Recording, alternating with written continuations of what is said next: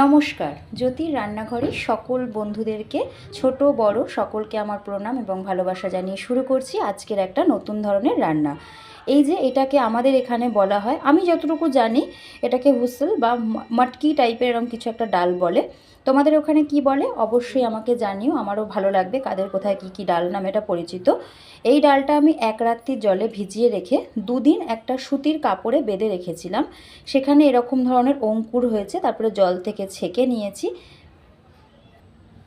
ওই ডালটা ছিল 250 গ্রাম। 250 গ্রাম ডালের জন্য এখানে আমি মশলা নিয়েছি। দেখো, টমেটো বড় সাইজের একটা, পেঁয়াজ কুচি দুখানা ছোট সাইজের, আদা কুচি 2 চামচ পরিমাণে, এখানে আছে রসুন 7 থেকে 8 কোয়া কুচিয়ে নিয়েছি, দুটো কাঁচা লঙ্কা, আছে অল্প পরিমাণে ধনেপাতা। দেখো ধনেপাতাটা এই রয়েছে।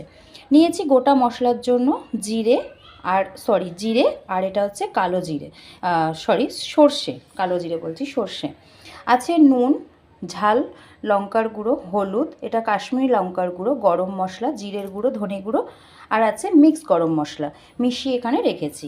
চলো তাহলে গ্যাসের দিকে ফিরে যাই, কথা বলতে বলতে রান্নাটাও করব, আর কেমন লাগছে অবশ্যই জানাতে ভুলো না। সকলের কাছে শুধু একটাই অনুরোধ করব, ভিডিওটা আশা করি এতক্ষণে শুরু করেছো দেখা। খুব চটজলদি একটা রান্না, আর এই রান্নাটা করতে খুব বেশি সময়ও লাগে না। অনুরোধ রইল একটা লাইক দিয়ে চ্যানেলটা সাবস্ক্রাইব করে পাশে থাকার জন্য এরকম নিত্য নতুন ভিডিও পেতে। 25 গ্রামের মতন এখানে নিয়েছি আমি। দেখো, সর্ষের তেল দিয়ে দিলাম, এতে তেলটা ভালোভাবে গরম হওয়ার জন্য।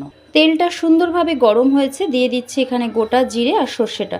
তোমরা চাইলে কিন্তু এখানে শুধু জিরের ব্যবহারও করতে পারো, তবে আমার হচ্ছে এই স্বাদটা একটু বেশি ভালো লাগে বলে আমি এভাবে করছি। এদিকে আদা, পেঁয়াজ, রসুন, টমেটো, ধনেপাতা আমি সব কিছু মশলা এর মধ্যে নিয়ে নিয়েছি, আর কাঁচা লঙ্কাও দেওয়া আছে, এটা আমি পেস্ট করে নিয়ে এসে ফিরছি। ততক্ষণে দেখো মশলাটা থেকে সুন্দর একটা সুগন্ধও বেরিয়েছে। দেখো সুন্দর মশলাটা ফুটে উঠেছে, গন্ধও বেরিয়েছে মিষ্টি একটা। দিয়ে দিচ্ছি কুচিয়ে রাখা সমস্ত পেঁয়াজগুলো। তোমরা চাইলে কিন্তু মশলার পরিমাণটা এখানে একটু বাড়ানো কমানো করিয়েও নিতে পারো। এবারে গ্যাসের ফ্লেমটা একদম কমিয়ে দিয়ে অপেক্ষা করব সুন্দর একটা কালার আসা পর্যন্ত পেঁয়াজ থেকে। সকলকে কিন্তু বারংবার অনুরোধ করছি, দয়া করে চ্যানেলটা একটু লাইক সাবস্ক্রাইব করো এবং এরকম নিত্য নতুন ভিডিও পেতে অবশ্যই প্রতিদিনের আমার ভিডিওগুলো ফলো করো, আশা করি ভালো লাগবে। সুন্দর পেঁয়াজটা ভেজে নিয়েছি, দেখতেই পাচ্ছ কালারটা কি মিষ্টি একটা এসেছে। গ্যাসের ফ্লেম কিন্তু কমিয়েই আমি ভেজেছি। যেসব কাঁচা মশলাগুলো বেটে নিয়েছিলাম সেটা আমি এর মধ্যে ঢেলে দিচ্ছি। মিক্সিটা ধুয়েও একটু দিয়ে দিলাম জলটা এর মধ্যে। ঠিক 10 মিনিট মতো আমি এটা মিডিয়াম ফ্লেমে একটুখানি কষিয়ে নেব। ফিরে আসছি তারপরের উপকরণগুলো নিয়ে। সকলে এইভাবেই সাথে থাকুন, পাশে থাকুন, লাইক দিয়ে ভিডিওটা দেখা শুরু করুন। দেখো 5 মিনিট মতন কষিয়ে নিয়েছি, এটা কিন্তু জলটা থাকবে এর মধ্যে। এখানে যে প্রথমেই দেখিয়েছিলাম সকল গুঁড়ো মশলা, নুন, হলুদ, এগুলো আমি এবার সবেতে ঢেলে দিচ্ছি। সকল মশলাগুলো এর সাথে মিশিয়ে দিলাম। এইবারে এটার থেকে তেল ছাড়া পর্যন্ত আমি অপেক্ষা করব। ফিরে আসছি মশলাটা থেকে কাঁচা গন্ধ যাওয়ার পরে। আমি একটা ঢাকনা দিয়ে এটা কষাচ্ছি, গ্যাসের ফ্লেমটা লোতে আছে।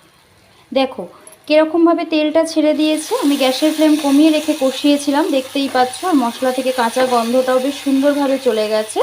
এই সময় মিশিয়ে দেব ওই যে তখন বললাম কি হুসেল না কি বলে আমাদের এখানে, তোমাদের ওখানে কি বলে অবশ্যই জানাতে ভুলো না আমাকে। এবারে সম্পূর্ণ এই ডালটা মিশিয়ে দিচ্ছি। খুব ভালোভাবে মশলার সাথে ডালটা আমি মিশিয়ে নেব। হালকা হাতে গ্যাসের ফ্লেম একদম লোতে রেখে মিশিয়ে ফিরে আসছি। খুব ভালোভাবে মিশিয়ে দিয়েছি, দেখতেই পাচ্ছ। এবার ঢাকা দিয়ে আমি অপেক্ষা করব যতক্ষণ পর্যন্ত এর থেকে একটা জল না ছাড়ে। এর থেকে কিন্তু অবশ্যই প্রথমে জলটা ছাড়বে, তারপরে আমি এখানে কিভাবে করছি যদি তোমরা ভিডিওটার সাথে কন্টিনিউ জুড়ে থাকো, স্কিপ না করে দেখো, অবশ্যই বুঝতে পারবে। দেখো কেমন সুন্দর এটা থেকে জল ছাড়ার পরে কমে গেছে, দেখতেই পাচ্ছ। কেননা এটা যেহেতু অঙ্কুরিত জলজ জিনিস, এটা তোমরা সকলেই জানো। এবারে আমি এতে দিয়ে দেব জল।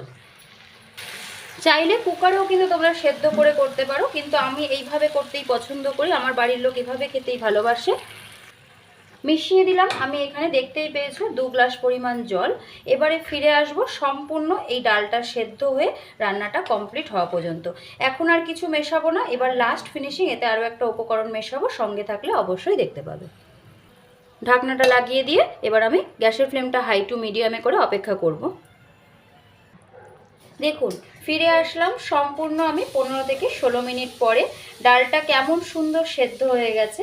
এটা একটু ঝোল ঝোল মতন থাকলে বেশি ভালো লাগে। দেখো কীরকম সেদ্ধ হয়েছে।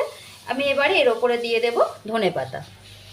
ধনেপাতা কিছুটা বেটে দিয়েছিলাম, কিছুটা ওপর থেকে দিয়ে দিলাম। আশা করি চটজলদি এই রান্নার রেসিপিটা খুবই ভালো লেগেছে তোমাদের। যদি ভালো লেগে থাকে অবশ্যই কমেন্ট বক্সে জানাতে ভুলো না। এতক্ষণ ধরে আমার রান্নাঘরের এই রেসিপির সাথে জুড়ে থাকার জন্য তোমাদের সকলকে অসংখ্য ধন্যবাদ। এবারে আমি গ্যাসের ফ্লেমটা খুব বন্ধ করে দিয়ে রেখে দেব। এটা খাওয়ার জন্য যখন হবে স্ট্যান্ডিং টাইমে রাখা থাকবে।